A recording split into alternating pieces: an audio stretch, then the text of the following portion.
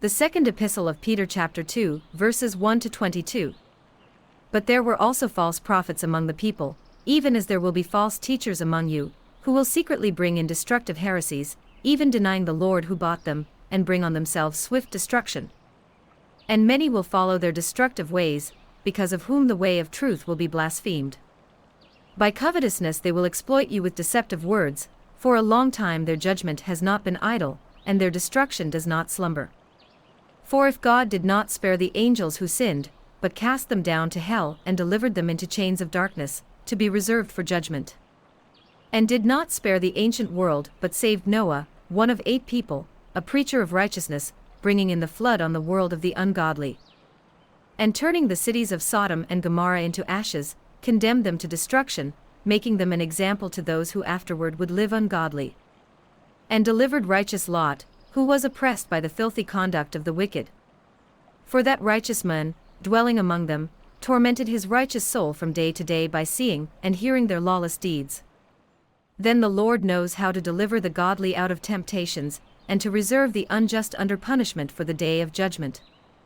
And especially those who walk according to the flesh in the lust of uncleanness, and despise authority. They are presumptuous, self-willed.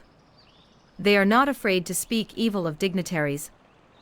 Whereas angels, who are greater in power and might, do not bring a reviling accusation against them before the Lord. But these, like natural brute beasts made to be caught and destroyed, speak evil of the things they do not understand, and will utterly perish in their own corruption, and will receive the wages of unrighteousness, as those who count it pleasure to carouse in the daytime. They are spots and blemishes, carousing in their own deceptions while they feast with you, having eyes full of adultery, and that cannot cease from sin, enticing unstable souls. They have a heart trained in covetous practices, and are accursed children. They have forsaken the right way and gone astray, following the way of Balaam the son of Beor, who loved the wages of unrighteousness. But he was rebuked for his iniquity. A dumb donkey speaking with a man's voice restrained the madness of the prophet. These are wells without water, clouds carried by a tempest, for whom is reserved the blackness of darkness forever. For when they speak great swelling words of emptiness, they allure through the lusts of the flesh, through lewdness, the ones who have actually escaped from those who live in error.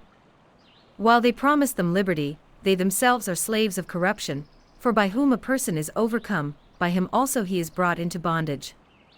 For if, after they have escaped the pollutions of the world through the knowledge of the Lord and Savior Jesus Christ, they are again entangled in them and overcome, the latter end is worse for them than the beginning.